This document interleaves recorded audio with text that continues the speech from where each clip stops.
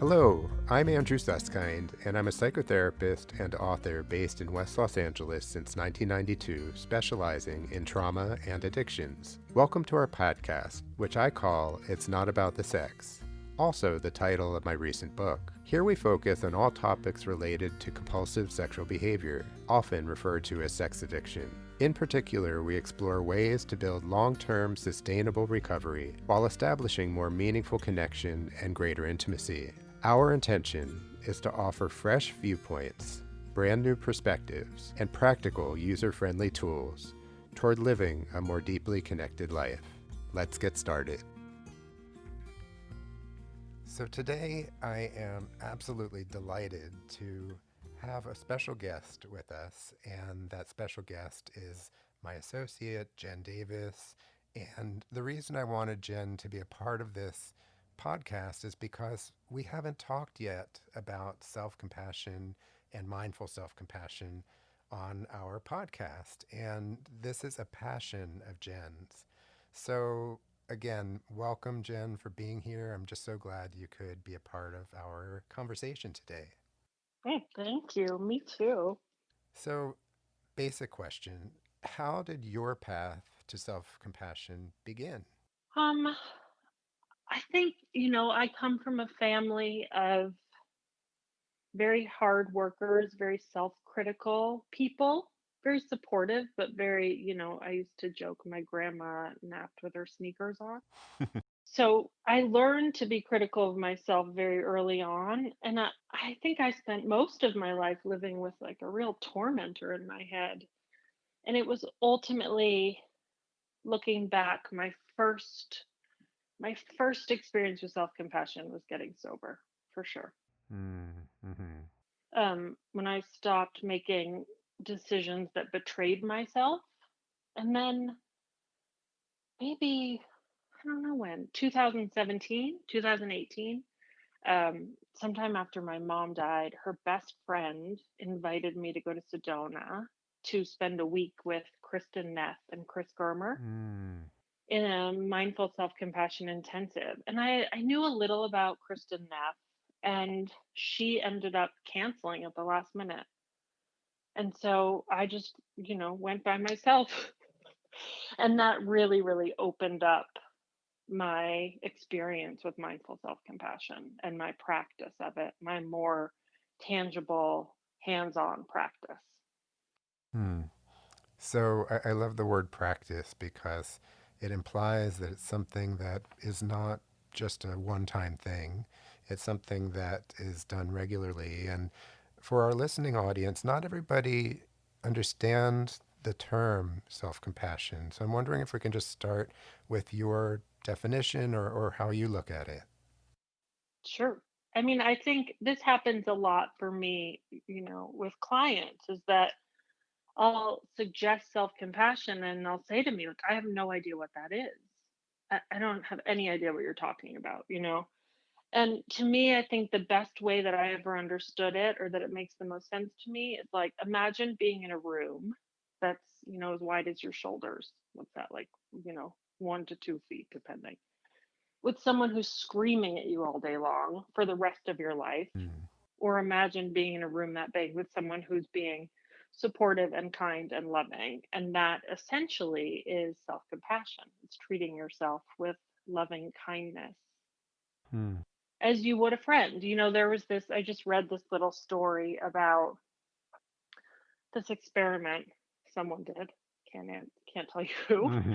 but where they took it was women, wrote down all the things that they said to themselves, and then they made it into a script. And these two women went to a coffee shop and said those things to each other. Hmm. And the woman next to them stood up and she was like, "This is completely inappropriate. I can't believe you're speaking to each other like this. You both need help." I don't know what she said, but like she got so activated by it. So it's like, that is the way we speak to ourselves, and we would never say that. I mean, very rarely would we speak to our worst enemy that way. Hmm. So it's beginning to treat ourselves the way we would a loved one, ultimately, that we get to be loved ones to ourselves. Hmm. Do you have anything you want to add? No, I think that's beautiful. And I think Chris Germer says it very succinctly, the idea that how we would treat somebody who we love Hmm. is really how we translate how, in essence, we should treat ourselves. And yet, it's a practice to do that because oftentimes I think we give more easily than we receive. Yes. And which brings me to the next question and idea. So, why do you think that we're so hardwired to be tough on ourselves? I think about this a lot. I think, I mean, first, it's so weird. It's so weird that it's a novel idea that we are kind to ourselves, because we have to spend our entire lives with ourselves. Um, I think, I mean, I want to go straight to survival instinct that, like, if a woolly Hmm. mammoth was coming, you couldn't be like savoring a rainbow, but I think partially it's cultural. But I think the other part that's like was really blew my mind about the mindful self-compassion program that Chris and Kristen put together was this idea of self-attack is our mental fight. So coming from trauma, which I guess you could argue trauma in a billion different ways, that is one of the ways as we've evolved that we go into fight mode. Hmm. So, say more about that idea of mental fight. That it's so much less tangible than you're running from a tiger. Seems pretty tangible. But when we get into fight, flight, freeze, this idea that instead of actually, we don't know what to fight. It's like, trauma gets stored in our own bodies. Hmm. So we become our enemies. We treat our bodies like they're, landmines everywhere. And so I think in that, we also begin to attack ourselves. Hmm. Right. And so that self-attack is really a very primitive instinct, but it's also a very, very painful, sometimes excruciating instinct. Yes. I mean, because the idea of, going through an excruciating trauma, Hmm.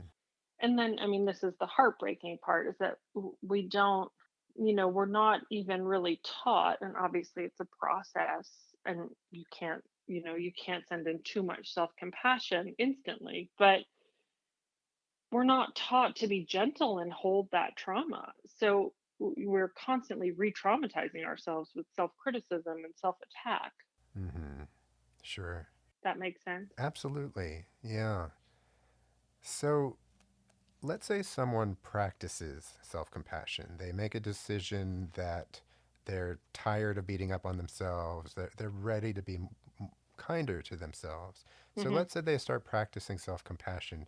What are the benefits that they can expect getting from that practice? Well, I mean, I think like anything like meditation, the program that Chris and Kristen put together is really practical. So it's like three components. It's like noticing this is a moment of suffering, acknowledging that other people in the world have had this experience, and then, practicing kindness toward the self.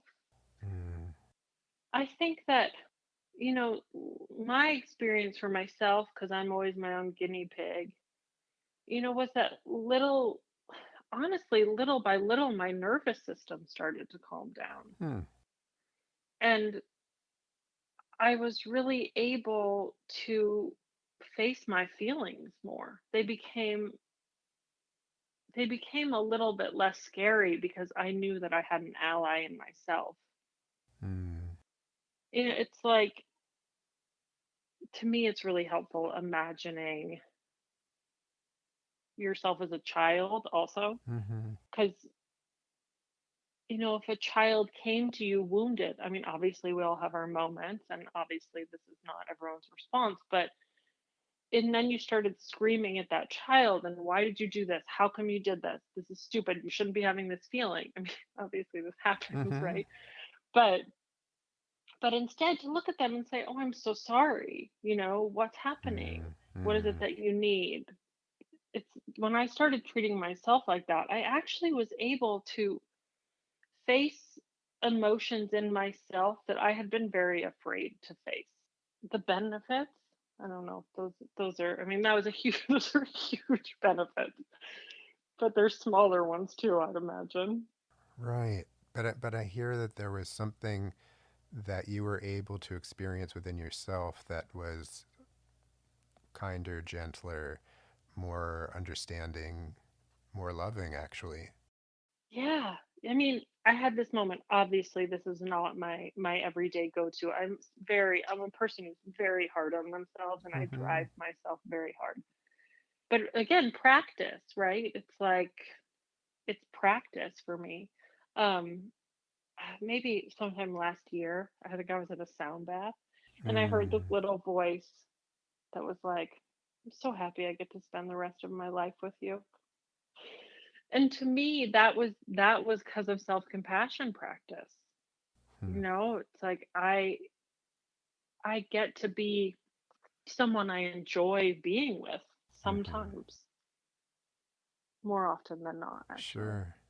So I was thinking of two things as you were sharing that. The first part really is a piece of inner child work where you're developing a conversation with the little kid inside and hopefully basically saying, I've got your back. Hmm. That no matter what happens here, I'm not going to be mean to you. I'm not going to abuse you. I'm not going to self-deprecate you. I'm going to be with you, and we are allies together ultimately. So, Yeah, exactly. yeah. And then the other thing I heard has to do with neuroplasticity, which is, as we know, Jen, the idea of the wiring inside of us gets, there's grooves that are carved out based on how we treat ourselves. Hmm. And by slowly beginning to have a different dialogue with oneself, that's establishing new grooves, new neural pathways, right? Hmm. Hmm. So there's something about the practice that you were describing that sounds really powerful because ultimately it's, like you said, teaching oneself that we can be allies. We don't have to be adversaries. Yeah, and I think the practice, I mean, that part, it's like it's so simple, the practice. It's not easy, but it's so simple. It's noticing, like, even that, like, "Oh, this is a moment of suffering." And so many people say to me, "But that's not really suffering, right? Like, I'm not starving, I'm not," the list goes on. But it doesn't matter, right? For me, this is a moment of suffering. And like, this is my one of my favorite things I ever learned, that, when I put my hands on my body, my brain, my neocortex knows it's my hands and it probably has a lot of judgment and ideas about it. But my nervous system doesn't. My nervous system just feels comfort. Mm, So a lot of people really don't like to start with the heart. I don't, I love, putting my hands on my heart. I find it just incredibly grounding, but it's too activating for a lot of people. So it's really like, does it feel nice to rub the inside of your arm is really nice, or your shoulder, or like your knee. It's starting with that soothing touch. It mm. makes a huge difference. That one, like, "Oh, sweetie," with a soothing touch. Sweetie is, you know, debatable, but,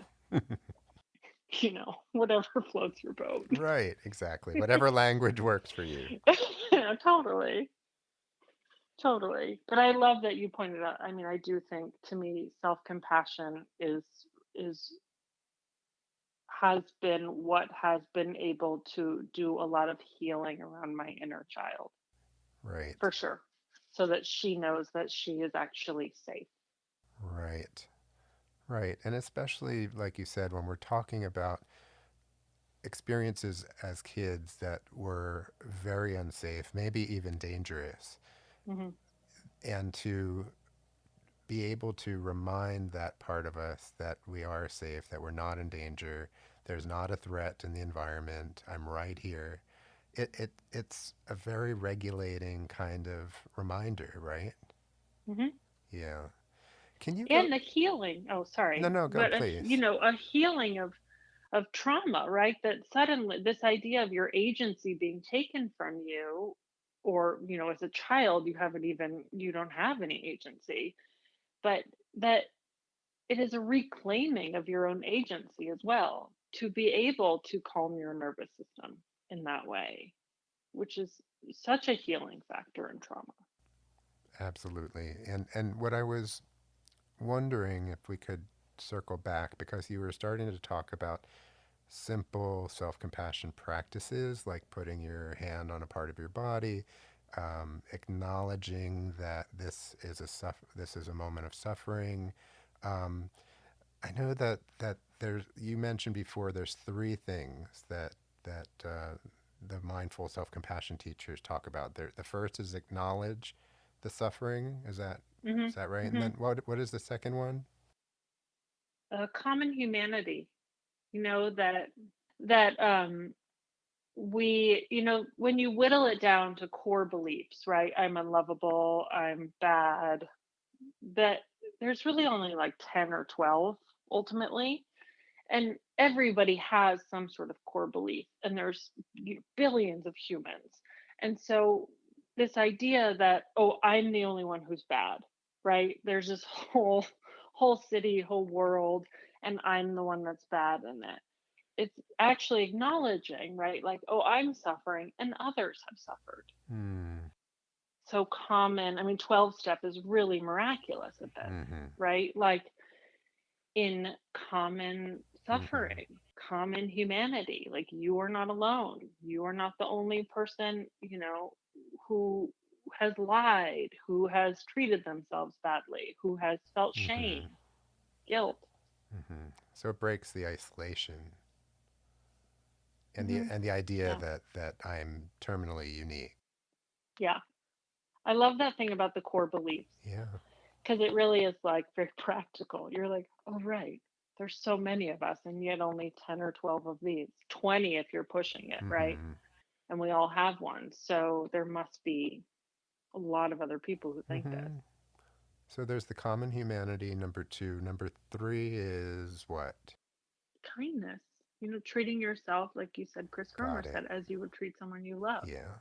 So in a sense, that's I don't know if I would want to call it the action step, but it has a little more movement to it.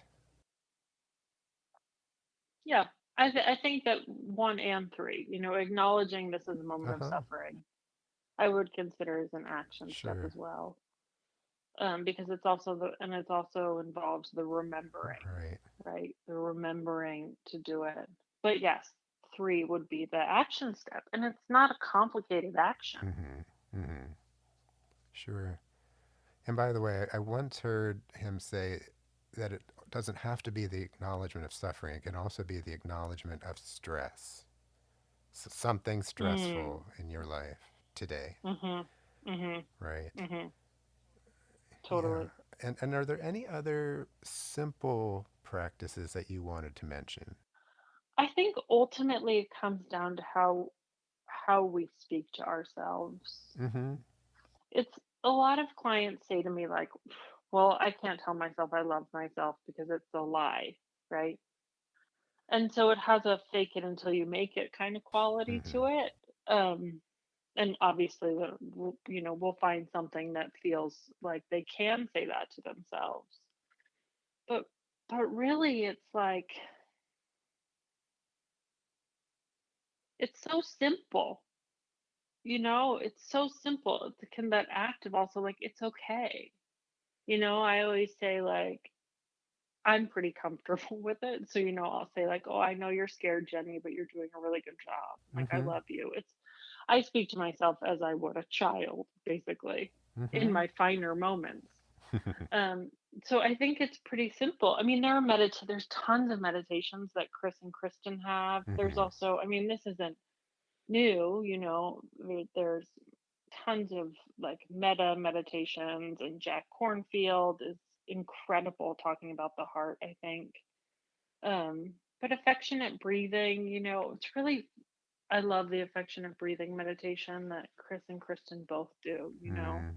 Just looking, focusing on your breath the way you would watch a puppy or a baby, Mm-hmm. with this sort of awe, savoring our own breathing. Right. But that's like getting down there. That's like you don't start there. Right. That's more Savoring your own breathing. That's exactly. like, That's and more. also noticing. Sorry, go on. No, I was gonna say that's like more advanced.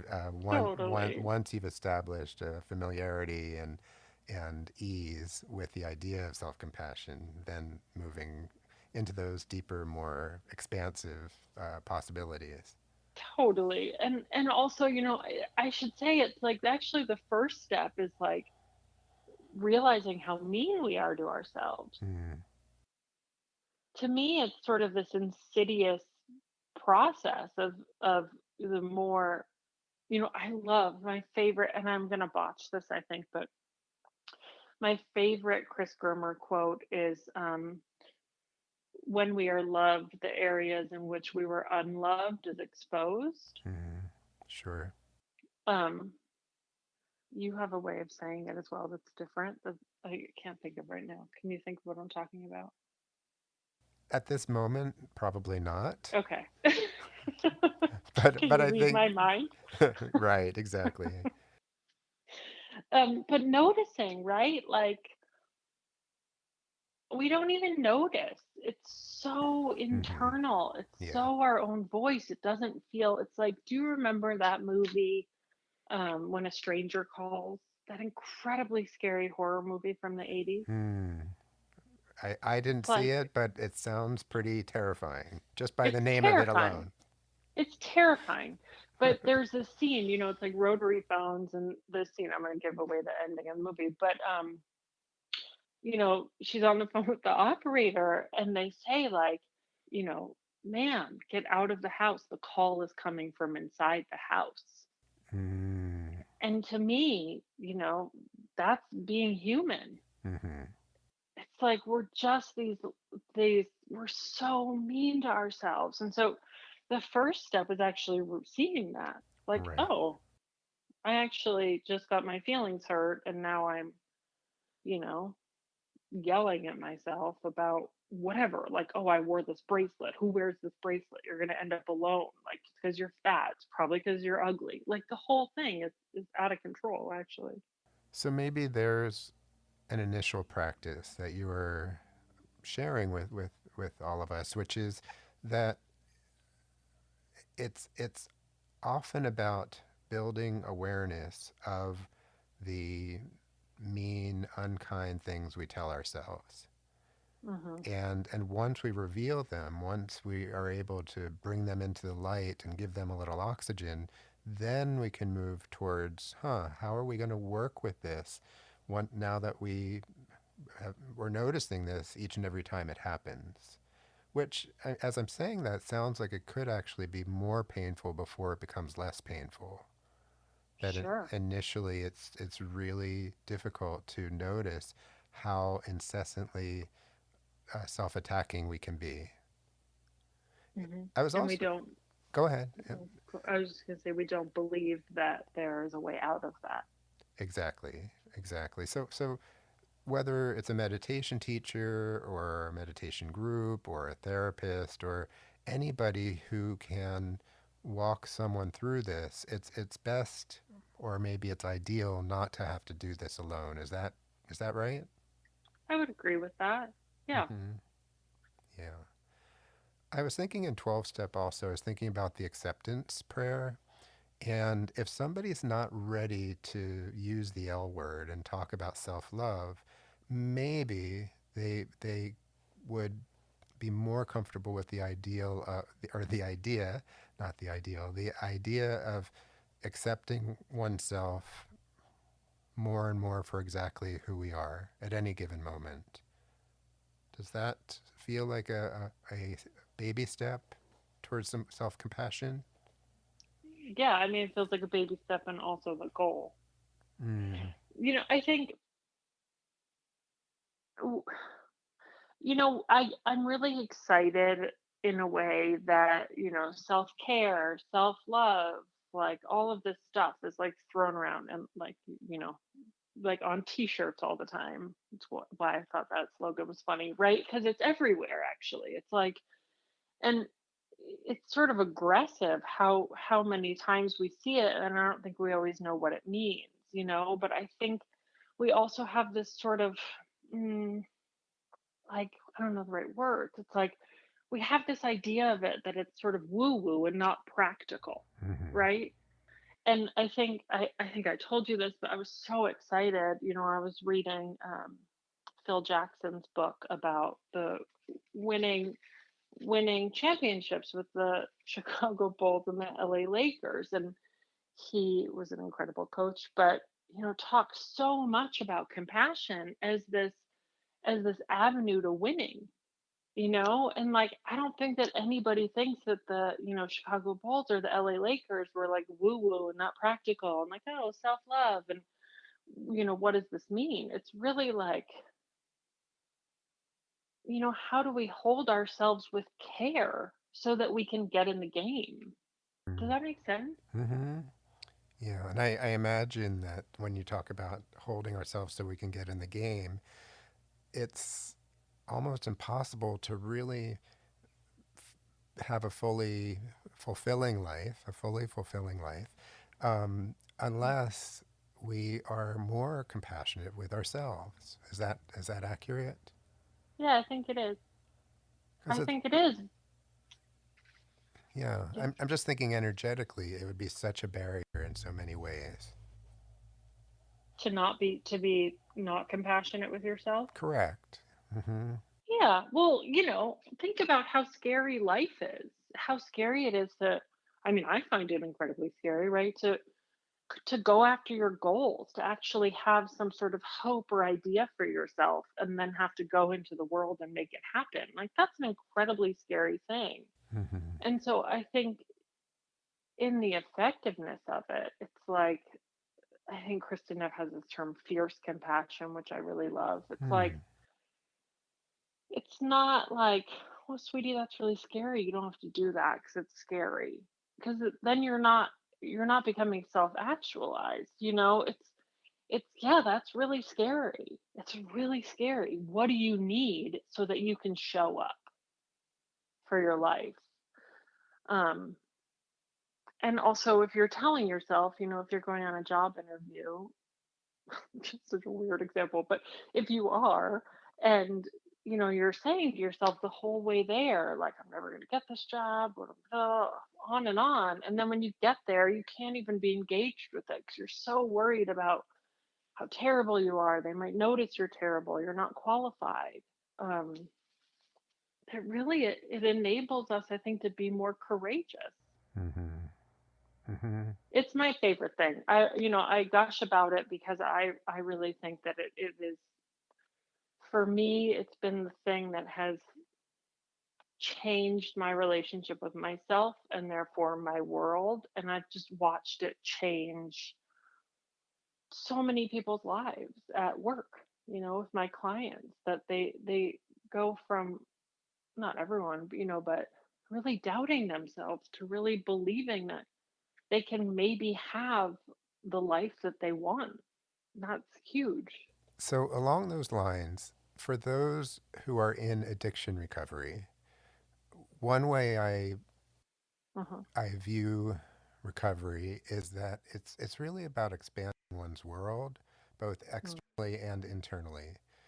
Mhm. And and when I think a lot of folks 12 step come into the rooms or come into their recovery or healing process very constricted and very narrow in Mm. terms of how they feel about themselves because they've been beaten down for various reasons. And so I'm wondering if you can just Mhm. comment on that idea of expansion and how self-compassion might help those in addiction recovery. Well, I think like in my experience, or it says the moment you go into 12 steps is an act of compassion for yourself, right? And it might not, you might go in, you might get it out, you might, gather days, you might lose them. However it goes, the process of being engaged in that is compassion. I mean, I was thinking, 12 steps are inherently designed in a lot of ways to free of shame, to find the common humanity. And so I think it is adding this element of kindness that doesn't always exist in 12 steps. I think it does often, there's that sort of slogan of Hmm. but in the kindness to others and the kindness to ourselves, I think, and I really am a big fan of doing the steps. I think if you're gonna go, you might as well do them. That is the foundation. And it's also this thing, right? It's like for me, every day that I don't have a drink, I'm not betraying myself. If you're stuck in that cycle of self-betrayal, you're so mad at yourself all the time, it's sort of possible to ever get to a groundwork of any kind of kindness. To me, it makes absolute sense. And another slogan I'll throw in is progress, not perfection, because it feels like what we're talking about today with mindful self-compassion is really an imperfect process. None of us can practice it perfectly, and none of us can practice it every single day of our lives. It's more of an awareness that hopefully we carry and that it grows, and that Mm-mm. every single one of us can benefit from being more attentive to the little kid inside that sometimes gets scared or sometimes gets tantrumy or whatever is going on internally, emotionally, that there's opportunity to really learn about ourselves and to know that there's ways to walk through life in just a kinder, more compassionate, more loving, there's the L word again, for loving way. I want to just end on this idea of self-love because I know that a lot of bristle to the idea of Hmm. self-love. They're just not ready to apply it to themselves. And so I just wanted to check in with you Hmm. about kind of how to work with that, but what the heck is self-love Yeah. really? Well, I guess it's acting on our own behalf, right? That treating ourselves as our ally, but people hate that term. Seems like we should just inherently love ourselves because, like, we're the ones we spend our entire lives with. But I also think it's really important to add if you can't love yourself, how are you ever going to be of service to the world that needs our help so badly, and needs our care and needs our love? So to me, the act of self-compassion ultimately is about how do I love myself enough to meet my needs, right? So that I am running effectively enough so that I can be of service to others and the world.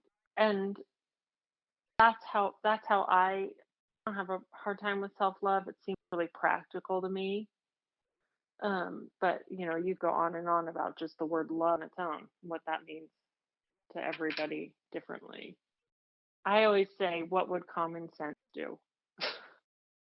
What would common sense do? What emanates from within us is really what we're able to give the relationships in our life, our communities, the world at large. Not to sound too grand, but I think what you just said is very, very powerful because if we really practice self-compassion in whatever shape or form that comes, it can really emanate in I think of it in concentric circles, right? We throw the pebble into the small pond or the still pond, and then the concentric circles grow from there. And that really where self-compassion can be not only a very powerful practice, one that truly affects the world in ways that we don't even see visibly, but just happen automatically. Yeah.